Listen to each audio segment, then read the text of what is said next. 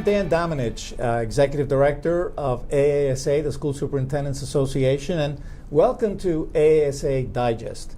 Today we're very fortunate to have as a guest Emma Brown, who covers national education for the Washington Post. So thank you for joining us, Emma. Thank you for having me. I'm glad to be here. Well, as a national reporter, and we are a national organization, one of the major events, of course, that we had this year was the passage of AASA, the reauthorization of what we call the No Child Left Behind Act. And we thought that the heavy lifting was done, but now we find out not really, because the implementation of AASA is a major object. What do you see happening out there on the field? Let's start with teachers. How are teachers reacting to what could possibly happen as a result of AASA? Well, I think it really depends on where you are, because the one thing about AASA is that it's going to mean different things in different places because states have more control now and districts are going to have some more control over what happens in their schools. So I think that how teachers are feeling depends on where they are, and also there's, as you said, there's so much left undecided at this point that I think there's a little bit of not sure how to feel about this yet, because so much is still up in the air as the Department of Education figures out its regulations. Right. Well, one of the things that AASA did, and I think teachers were very happy at that point, that was to kind of take off this teacher evaluation by standardized testing thing.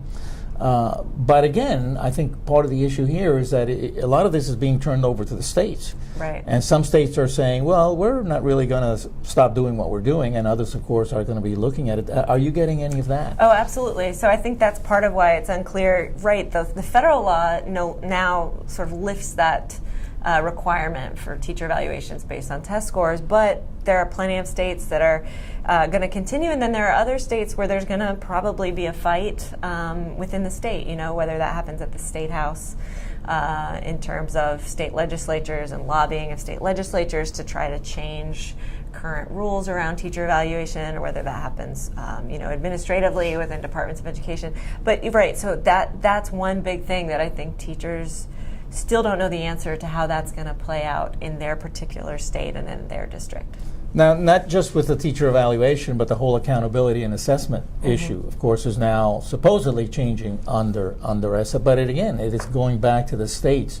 Are you aware of any states that are basically saying at this point, we're just going to continue to do what we've always done, we're going to continue to administer our test, and that's going to be it? I'm not. I mean, they can't completely continue how they've been because there are new requirements, right? So, for example, states have to include something that's very different than test scores now in their accountability systems, whether that's student engagement or chronic absenteeism. So there are going to be some changes, and I think, I don't know. Do you know of any states that are just saying we're going to continue? Nobody. I've heard of some. Have you? Doing exactly what they're doing? I've heard of some that are saying they're just going to continue to do it. But we hope that will change. But on the other side, though, there are states that have been doing some very creative things. Two that do come to mind are New Hampshire and California, who already were in the process of developing a more comprehensive assessment than just a standardized test. Have you talked to folks from any of those states in terms of what they're planning to do? Well, New Hampshire's assessment and sort of innovation around assessment has now become kind of not a blueprint, but the law sort of looks to New Hampshire as an example, right? And they want other states to now try out new things when it comes to innovative assessment.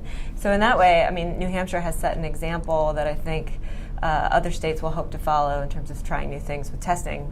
Take it out of the realm of bubble tests, and then even take it out of the realm of sitting in one day and judging everybody on what they do in one day. Now, we just had our advocacy conference here in D.C., so we had our representatives from all over the country here.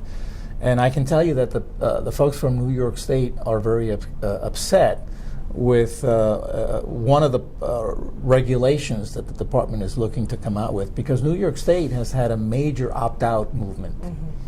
And now the proposed regulations would penalize schools basically to the point of branding them as failing if the percentage of students that are required to opt into the test are not there.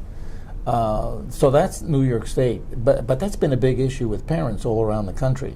Well, opt-out absolutely is an issue in New York and in other pockets of the country, and so the department's proposed regulations have sort of sparked this backlash. And what the department will say is that this is, it's in the law. 95% participation is in the law. That's not their choice. That it's necessary to protect the civil rights of students who've been overlooked for many years. And so that's sort of their counter argument to why there is a consequence should schools fall below that 95%. Mark. So, and that's the other thing that's happening, of course, we see playing out, that whereas there was this bipartisan effort to pass AASA, and Lamar Alexander in the Senate and Senator Murray worked very close together to make that happen. Now that the law is in place, there's a lot of objection on the part of both the Republicans in the Senate and the House that the department is trying to use the regulations basically to keep all of the requirements of No Child Left Behind in place. Mm-hmm. What do you hear about that? Right. You said before, here we are in the implementation phase, and that's the big fight right now. The regulations basically create the fine print for the law, and so there's a lot of concern on the part of particularly Senator Alexander about the pieces related to the timeline, like when is this going to be implemented.